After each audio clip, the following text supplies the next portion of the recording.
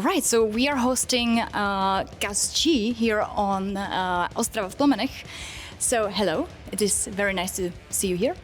Hello, hello. It's very nice to be here. Good to talk to you. Thanks for having me. Well, thanks for having you. You just had a show. It was amazing, super Thank you. cool. I think all of the people did enjoy it like on maximum. And we could have seen you with the combo with Ronnie, right? Ronnie Romero. What a vocalist. What a singer. What a frontman. Yes. And I think we make a good duo on stage. Exactly. The energy is flaming, really. How did this happen, this combination? Actually, I've known Ronnie for a few years, about 8 or 9 years. So we've been buddies, and we used to do some cover shows with a Swedish band about 7 years ago. And then we lost touch, but we always kind of said the occasional hello. And last year, he got in touch with me and said, because he lives in Romania now. He moved there. He was living in Spain, but now he lives in Romania, and we're pretty close because I live in Greece, in Thessaloniki. And he said, "Do you want to come over in Romania and do a few acoustic gigs?" And that was last summer. So we reconnected, and we did like these unplugged shows in Romania. And then one thing led to another, and then I introduced him to my booking agent. So now we have the same agency. And then the agent had this idea, hey, why don't we put the two of you together and do a tour and play this stuff that you have? And that's how it came about. So do you think this is like a short-term project for now?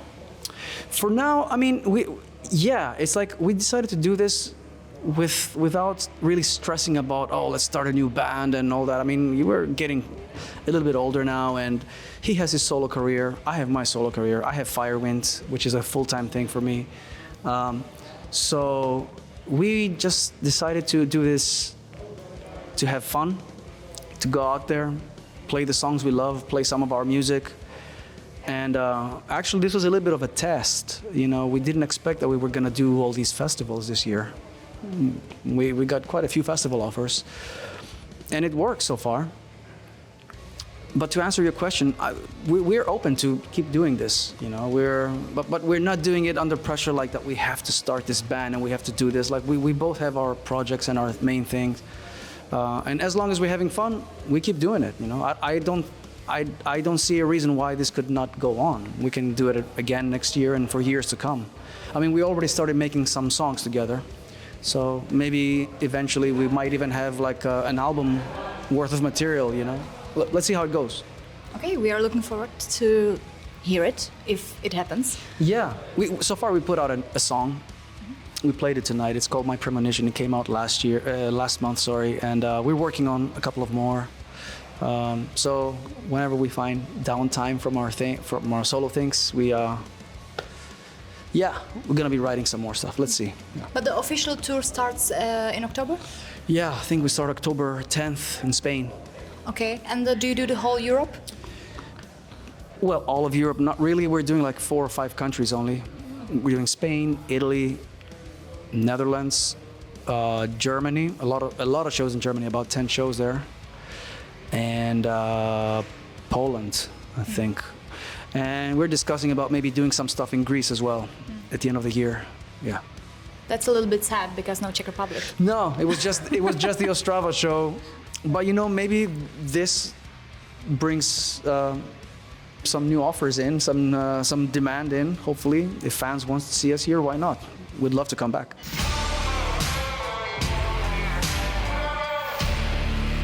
You did mention Firewind. How is it going with this band? Do you plan some new material? Are you working on it? Yes, I'm already working on the follow-up album. We just signed a brand new record deal. It should be announced pretty soon. And we're excited about it. And we're working on a really cool album. It's going to be a concept album. I can't tell you what it's about, but it's going to be epic and massive. And I'm excited. We even recorded the drums already. So we got like 10 new songs. We're ready to go. We're working on the vocals right now and lyrics and things like that. And we are aiming for next year release sometime. I don't know when, but hopefully as soon as possible. Okay, let's get back to the very beginning. You mentioned you're from Greece. Yeah. How difficult is it for a Greek musician to get into this music business? It's definitely tough, you know, or at least it used to be tougher. Now with the globalization and the internet, it really doesn't matter as much where you come from. But back then, when the internet wasn't as, you know, as advanced as it is now, and you had to send your demos to labels and stuff like that, it was just hard to break out of the country, break out of the borders, so to speak. And geographically, Greece is very south, so it costs more for a band to jump in a van and travel in mainland Europe. And Greece didn't really have a big scene that is known for metal scene. Greece is known for its metal fans that are some of the best in the world, but when it came to the actual scene, it was very local and very underground for many years. So yeah, I mean, you know, Greece doesn't have like a music business for heavy metal. You know, it's not like it's in Germany or England. So it was pretty tough. But you know, I think just with anything, you know, if you just push through and keep putting in the work, eventually things happen. Do you remember the moment, the day when it broke for you, like when something switched in your career, let's say, and that you became big? Oh, I mean, there were several kind of turning points, so to speak. The first one, I got my start in the music industry in Sweden, to be honest with you. I started with a Swedish band called Dream Evil. That was about 25 years ago. I was very young, in my early 20s. And that band was getting a lot of success in Japan and some parts in Europe. But we didn't do a whole lot of touring, so eventually I left and I focused on my own band. And Firewind, it took us like 4 or 5 albums to kind of break through. Of course, you know, it was a big moment when I got my first record deal in my hands. You know, when I signed my first record deal. And of course, the big turning point was joining OZZY in 2009. You know, I was pretty much a starving musician up until then. And after that, everything changed for the better. My whole life changed, and it opened up so many doors. But yeah, there has been a lot of moments. It's hard to just say one. You know, of course, the first record deal, the first tour, you know, the first time I flew outside of Greece to go do an album, things like that. Or maybe the first royalty check. You're like, oh, I made $100.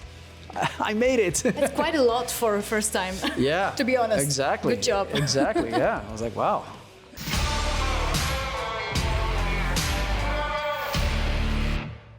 Since you mentioned OZZY, yeah, he passed away.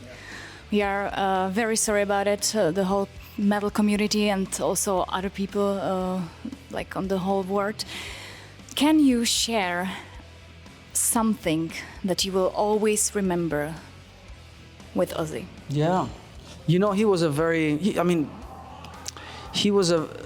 very authentic person. There was nobody like him. He always encouraged me. He knew what a difficult task it was for a new guitar player to enter that band, that position, considering who was there before. And he always encouraged me. He always told me to be myself.